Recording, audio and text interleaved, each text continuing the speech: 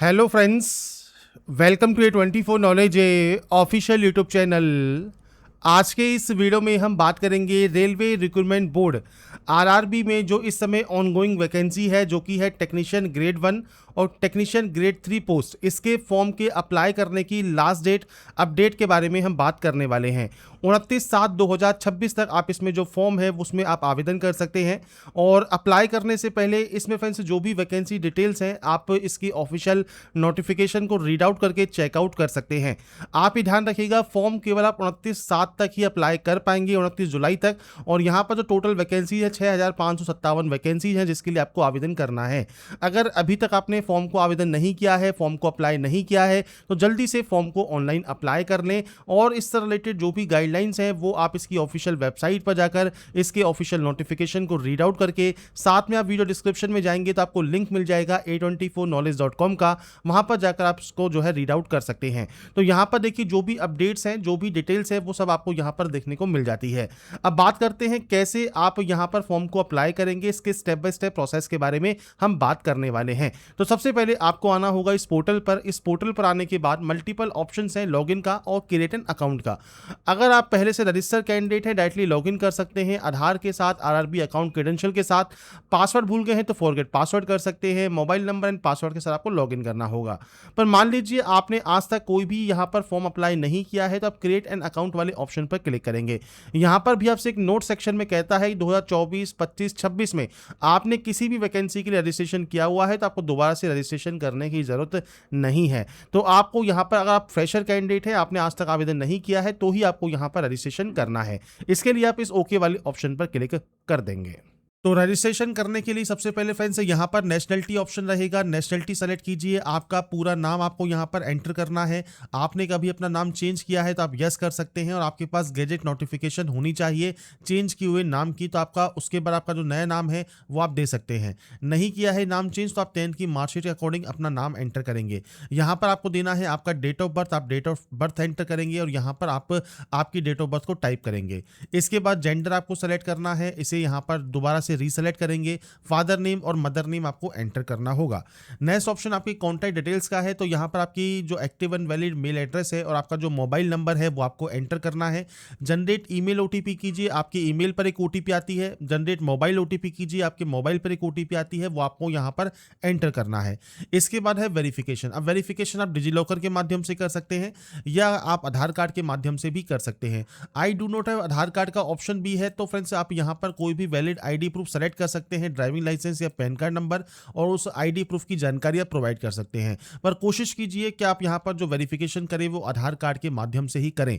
इसमें फ्रेंड्स आप आधार कार्ड वाले ऑप्शन को सेलेक्ट कर लेंगे। उसके बाद यहाँ पर आता है कंटिन्यू टू रेलटेल ईसीएस, आप इस ऑप्शन पर क्लिक करेंगे और उसके बाद फ्रेंड्स आपका जो आधार का जो ई केवाईसी ऑप्शन है वो फ्रेंड्स आपका जो है वो ओपन हो जाएगा। सबसे पहले पर आपको वैलिडेट करना होगा और उसके बाद अपने आधार कार्ड को आपको यहाँ पर वैलिडेट करना होगा। अगर आप डिजिलॉकर के माध्यम से करना चाहते हैं तो आपको डिजिलॉकर के माध्यम से भी आप वेरिफिकेशन कर सकते हैं। मैंने अभी जानकारी इसलिए फिल नहीं की है क्योंकि हमने पहले से रजिस्ट्रेशन किया हुआ है, तो आप यहाँ पर डिजिलॉकर के माध्यम से या आधार कार्ड के माध्यम से अपना रजिस्ट्रेशन कर सकते हैं।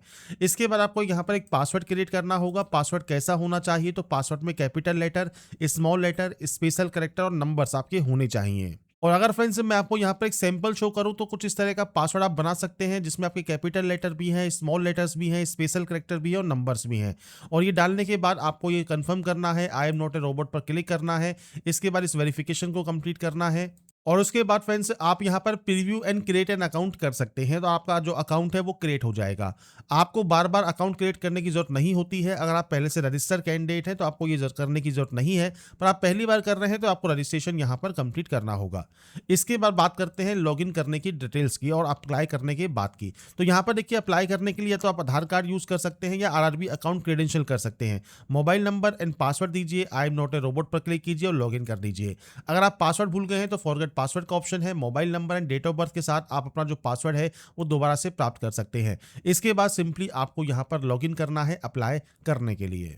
लॉगिन करने के बाद फ्रेंड्स आपका देखिए जो डैशबोर्ड है वो यहाँ पर ओपन हो जाता है और ऑनलाइन एप्लीकेशन वाले ऑप्शन पर आप जाएंगे तो यहाँ पर फ्रेंड्स ऑनगोइंग वैकेंसी आपको देखने को मिलती है। जैसे टेक्नीशियन ग्रेड 1 है, टेक्नीशियन ग्रेड 3 है। आप यहाँ पर कोई भी आरआरबी सेलेक्ट कर सकते हैं और आरआरबी के अकॉर्डिंग जो वैकेंसीज है वो आपको इसी नोटिफिकेशन में जो देखने को मिल जाती हैं। आप नोटिफिकेशन को रीड आउट कर सकते हैं और वैकेंसीज को चेक कर सकते हैं। साथ में पोस्ट वाइज वैकेंसीज को आप चेक कर सकते हैं और उसके बाद आपको यहाँ पर आपकी आरआरबी सेलेक्ट करनी है। यहाँ पर इन ऑप्शन पर आपको टिक करना है और इसके बाद आपको नेक्स्ट स्टेप पर क्लिक कर देना है फॉर्म को अप्लाई करने के लिए। नेक्स्ट स्टेप पर आने के बाद फ्रेंड्स सबसे पहले है मैरिटल स्टेटस, वो आप सेलेक्ट करेंगे। आपका रिलीजन सेलेक्ट करेंगे, आपकी मदर टंग क्या है वो आपको सेलेक्ट करना है। आप जो लैंग्वेज है एग्जाम की वो किस लैंग्वेज में चाहते हैं वो आपको सेलेक्ट करना है। परमानेंट विजिबल मार्क आप दे सकते हैं, जैसे कोई कट का निशान है, कोई मोल है, कोई बर्न का निशान है आपके चेहरे पर, हाथ पर, पैर पर, आप उसकी जानकारी यहाँ पर प्रोवाइड कर सकते हैं। नहीं है तो आप नो मार्क की एंट्री कर देंगे। इसके बाद आता है आपका कम्युनिटी। अगर आप जनरल कैटेगरी से बिलोंग करते हैं कोई ऑप्शन नहीं आएगा। बात करें अगर ओबीसी कैटेगरी में तो आपके पास यहाँ पर सेंट्रल गवर्नमेंट का सर्टिफिकेट होना चाहिए। आपसे पूछता है कि आप क्रीमी लेयर में आते हैं, नॉन क्रीमी में आते हैं, तो नॉन क्रीमी लेयर का सर्टिफिकेट आपके पास होना चाहिए। और ये फ्रेंड्स आपसे कहा गया है जो क्लोजिंग डेट है 29/7/2026 इस डेट से पहले का होना चाहिए और 1 अप्रैल 2026 के बाद का होना चाहिए। इसके बाद फ्रेंड्स आपको यहाँ पर कास्ट का नाम देना है, सर्टिफिकेट नंबर देना है, सर्टिफिकेट इशूइंग अथॉरिटी कौन सी है वो आपको सेलेक्ट करना है, इशूइंग स्टेट कौन सा है वो आपको देना है और सर्टिफिकेट इशू डेट आपको यहाँ पर प्रोवाइड करना होगा। ऐसे ही ऑप्शंस आता है ईडब्ल्यूएस में। सेम आपका ईडब्ल्यूएस का भी आपका क्राइटेरिया है 1 अप्रैल के बाद 29/7/2026 से पहले जो आपका फ्रेंड्स यहाँ पर करंट फाइनेंशियल ईयर है वो सर्टिफिकेट आपका होना चाहिए। Certificate number, certificate issuing authority और सर्टिफिकेट इशू डेट आपको देना है।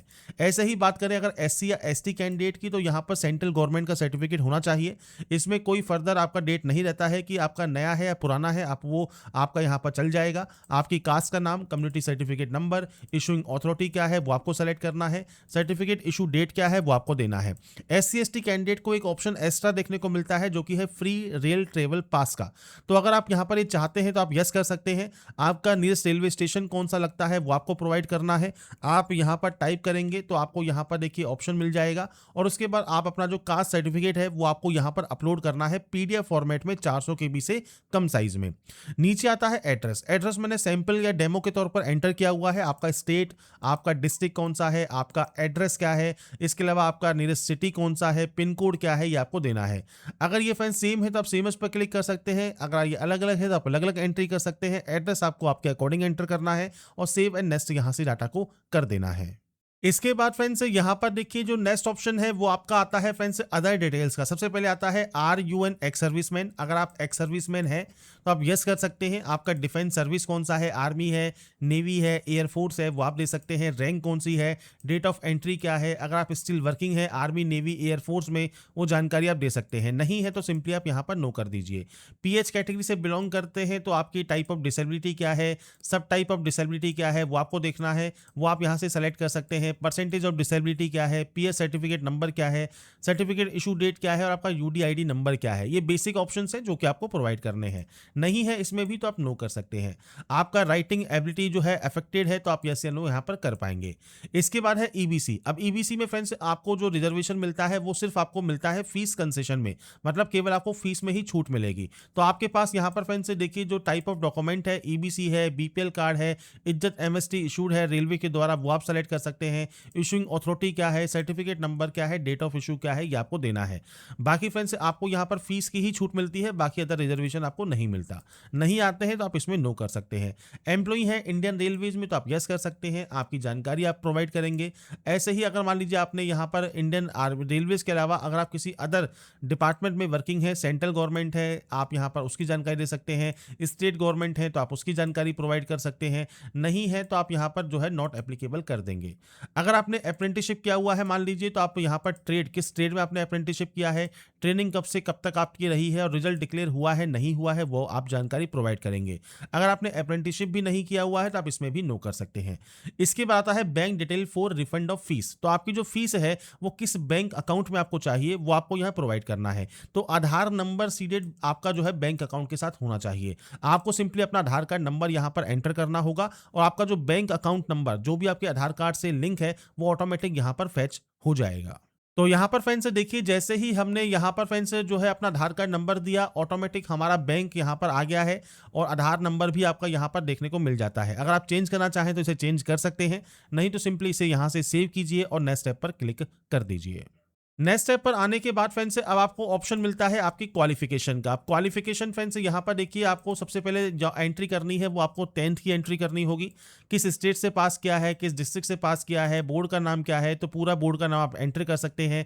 आपका डेट ऑफ पासिंग क्या है, आपका रोल नंबर क्या है, आपका जो सर्टिफिकेट नंबर है या सीरियल नंबर है वो क्या है, वो आपको देना है और उसे यहाँ से अपडेट कर देना है। अपडेट होने के बाद आपको दोबारा क्वालिफिकेशन पर जाना है। अब मल्टीपल ऑप्शन है, जैसे NSE का ऑप्शन है, ITI का ऑप्शन है, 10+2 का ऑप्शन है, तो आपको सेलेक्ट करना है। जैसे ITI है तो आपने ITI इनमें से किस ट्रेड में किया हुआ है वो आपको सेलेक्ट करना है और सेम अब आपको जानकारी प्रोवाइड करनी है, किस स्टेट से है, किस डिस्ट्रिक्ट से है, इसके अलावा इंस्टीट्यूट का नाम क्या है, डेट ऑफ पासिंग क्या है, सर्टिफिकेट किसने इशू किया है, सर्टिफिकेट टाइप किस तरह का है, वो आपको सेलेक्ट करना है और उसके बाद आप इस क्वालिफिकेशन को भी ऐड कर सकते हैं। तो यहाँ पर फ्रेंड्स देखिए, जो आपकी क्वालिफिकेशन क्राइटेरियाज है वो पेज नंबर 33 पर आपको दिया गया है। जैसे ग्रेड 1 सिग्नल के लिए आप अप्लाई कर रहे हैं तो आपके पास क्वालिफिकेशन ये होनी चाहिए, या तो आपके पास बैचलर ऑफ साइंस है या आपके पास यहाँ पर 3 साल का डिप्लोमा है, वो आप अप्लाई कर सकते हैं। अगर आप ग्रेड 3 के लिए अप्लाई कर रहे हैं तो मेट्रिकुलेशन प्लस में ITI आपके पास है या आपके पास अप्रेंटिसशिप आपने किया हुआ है, आप इसमें आवेदन कर पाएंगे। तो अप्लाई करने से पहले देखिए, जो भी LPT कंडीशंस हैं वो आप एक बार चेक जरूर कर लें और उसके बाद ही आप इसमें आवेदन करेंगे।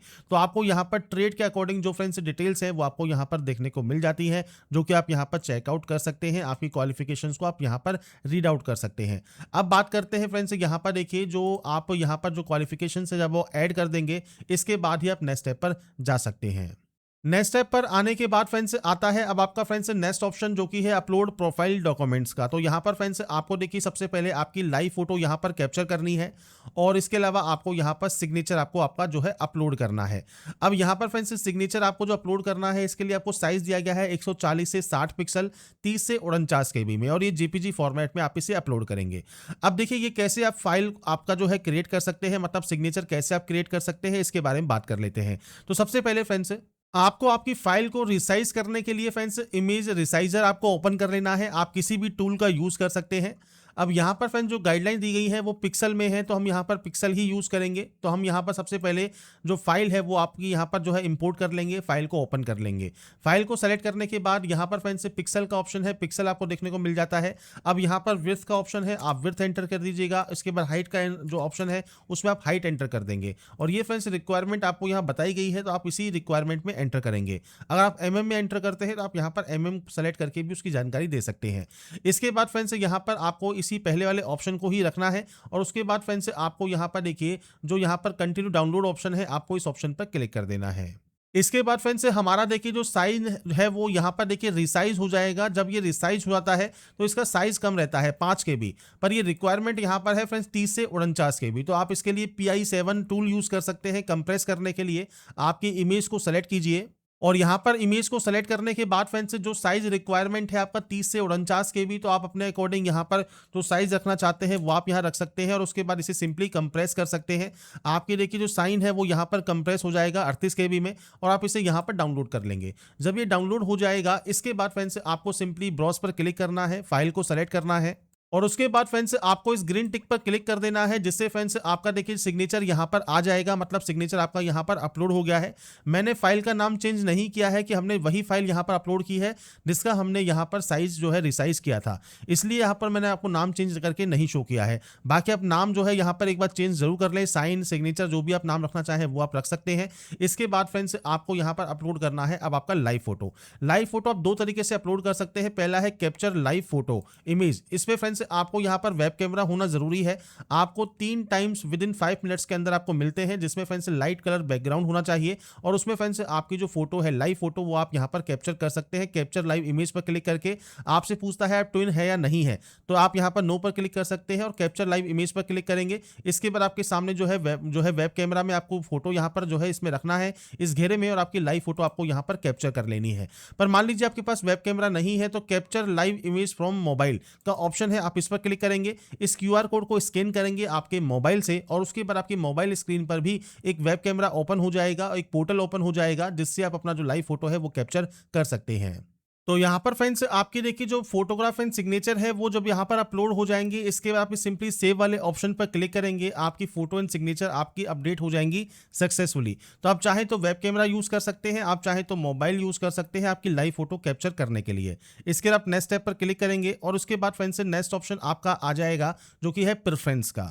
तो यहाँ पर फ्रेंड्स से देखिए जो भी डिटेल्स आपने यहाँ पर अभी एंटर की है, इन सभी डिटेल्स के अकॉर्डिंग आपको यहाँ पर एलिजिबल पोस्ट देखने को मिलती है। तो आपको यहाँ पर सिंपली सेलेक्ट करना है, आप सबसे पहले किस पोस्ट को प्रेफरेंस यहाँ पर देना चाहते हैं वो आप यहाँ पर प्रोवाइड कर सकते हैं। आपके अकॉर्डिंग आपको यहाँ पर प्रेफरेंस सेट करनी है, आप जितनी भी प्रेफरेंस देना चाहें वो आप यहाँ पर दे सकते हैं। इसके बाद आप आई हैव एक्सरसाइज वाले ऑप्शन पर क्लिक करेंगे, यहाँ पर आने के बाद डिक्लेयर करेंगे। इसके बाद नीचे आपको प्लेस का नाम देखने को मिलेगा, प्लेस का नाम एंटर करेंगे और उसके बाद यहाँ से सिंपली सेव कर देंगे।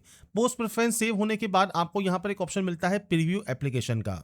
तो यहां पर फ्रेंड्स प्रीव्यू एप्लीकेशन करने के बाद अगर मान लीजिए आपको लगता है कोई गलती हो गई है तो आप उसे एडिट कर सकते हैं और आपकी जानकारी को एडिट कर सकते हैं।